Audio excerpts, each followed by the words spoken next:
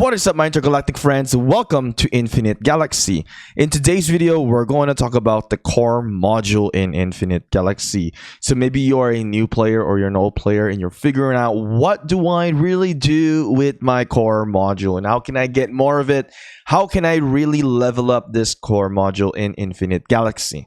My name is Shinchi42. My current core module right now is strictly directed to PvP setup, but we're going to break this core module down, how you can efficiently set your best core module and how you can succeed in Infinite Galaxy. Now, if you've been playing this game for a while now, I want to know what is your current core module setup, and after watching this video, would you actually change your core module setup and to what path would it be? Now, core module, to me, the way I see core module, this is going to be basically your account's talent tree, okay? You can change this thing up in here. This is your talent tree, and this is how you set up whether you're going to be a fighter or you're going to be a miner or a farmer. So there's two paths there for fighting as well, and one's more efficient than the other one. Core module, first of all, let's talk about how you can get more of this. So just by doing the investigations and completing the incidents, you can get that. Of course, you can get some for buying in the packs, but the majority of the core modules that you can get it is from the events. Now with the Galaxy Summit, you do get some core module in there. From the Alliance territory, you get a lot of the core modules from there as well. So if you're wondering, if you go into the Galaxy in here to the system, and if you click into the headquarters or the outpost or whatever it is, you can definitely see in here is the income for the core module is shown in this area. So another way for you to get more core module is through the courses. As you can see, you get hella core modules in here. This is a lot. So trying to complete these is very, very important. So when you first start into the game, you're definitely going to have this opportunity to get all of this in the Nebula course. And of course, daily, you would also get a 1,000 core module when you try to reach that 340. I don't think there's another level in here that is going to give you some core module. Oh, actually, 150 also give you core module. So doing your daily mission is definitely very, very crucial. Another thing that's going to give you a lot of core module is through the Alliance main mission. So I just went to the Alliance tab, click main mission, and you can get, oh my god, this is insane core module.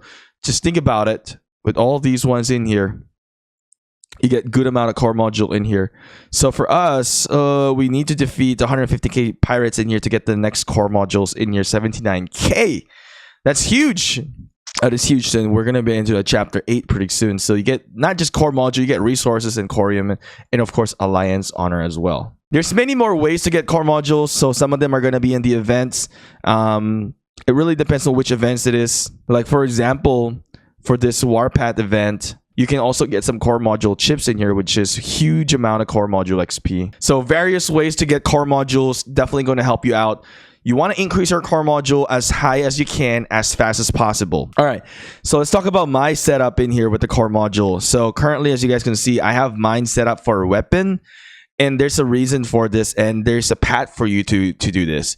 So when you're doing your PvP setup, okay, so mine is in a PvP setup, I strictly went to the top in here because there's a reason for that.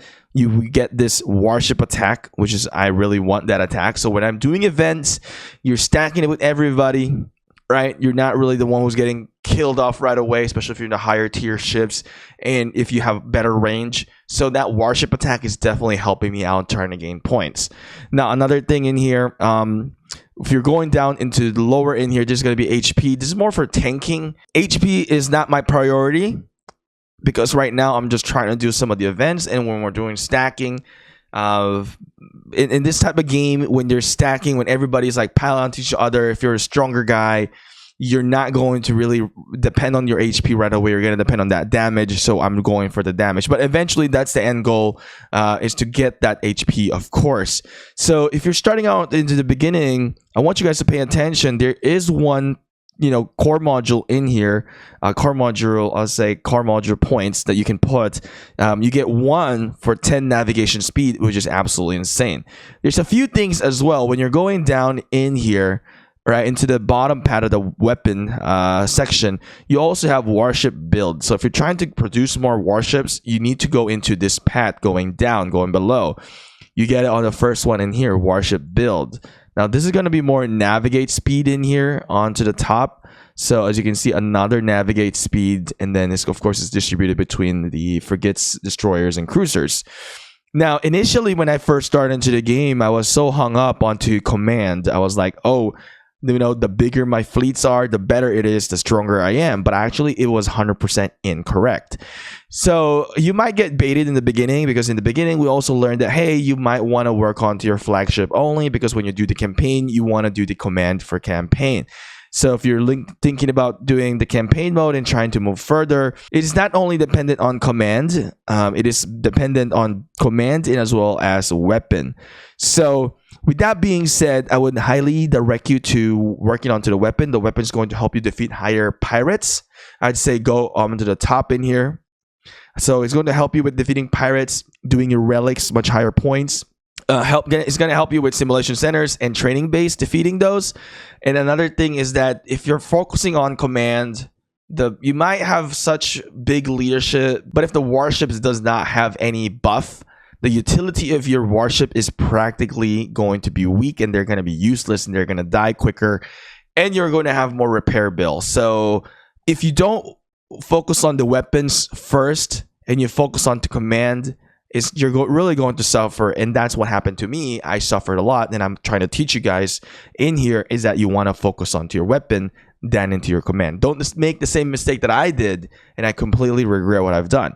Now, in the campaign mode, though, remember when you're trying to summon those ships, right, as your reinforcement, they're really based on your technology as well. So as you gain higher tech, you unlock higher tier ships, the higher the reinforcement as well.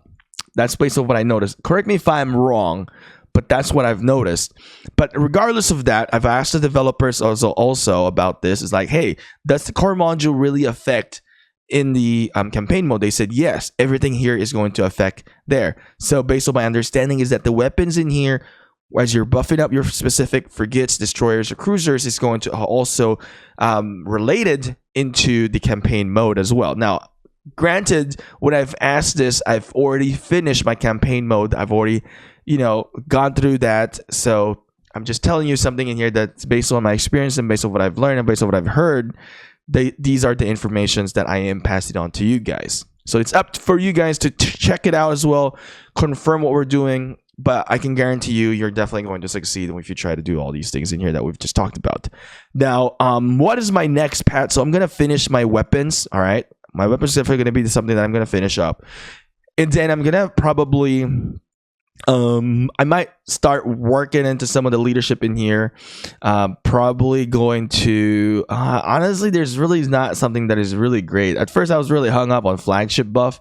Yeah, I think I'm just gonna skip this. Instead, what I'm gonna do, probably I'm gonna try to get in here to the leadership 2 perhaps, but I might be going for the development. All right, so let's talk about development in here. We're kind of done with the PvP setups in here. So this is the PvP setup for weapon.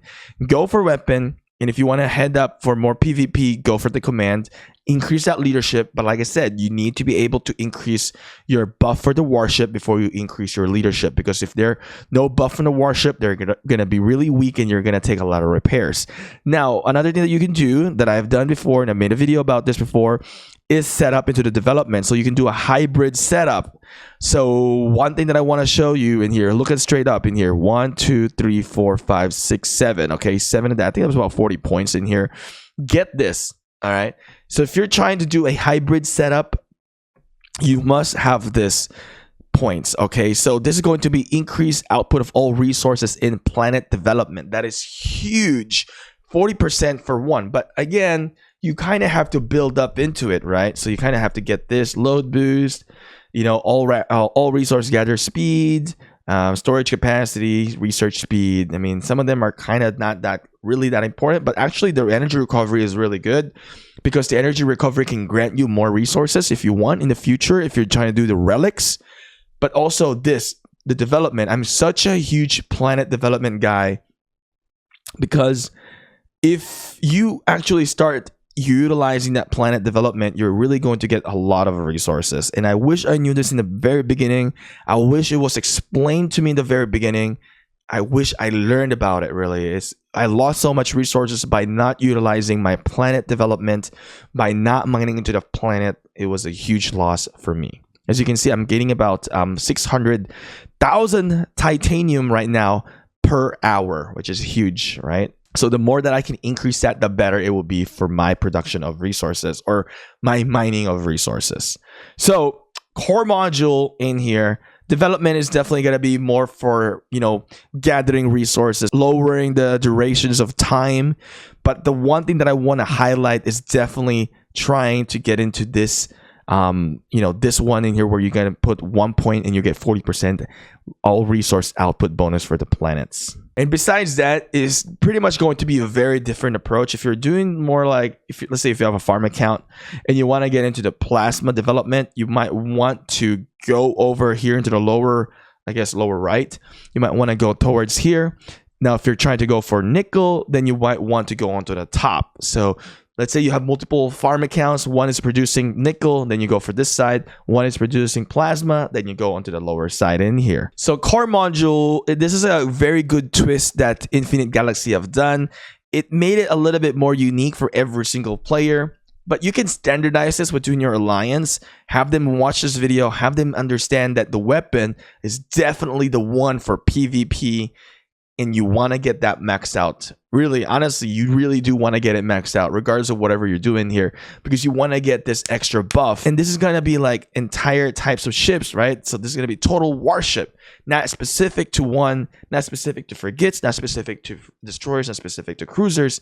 This is going to be every warship that you're going to use. So even if you are having a full frigate setup, this is going to benefit from that. It's huge. Just imagine that. Huge buff, 10%. With that being said, my intergalactic friends, hopefully you guys have a better understanding now with core module and know what you want to do in the future as you play Infinite Galaxy. If you enjoy this content, smash that like, and I will see you again next time. Don't forget to subscribe. Adios.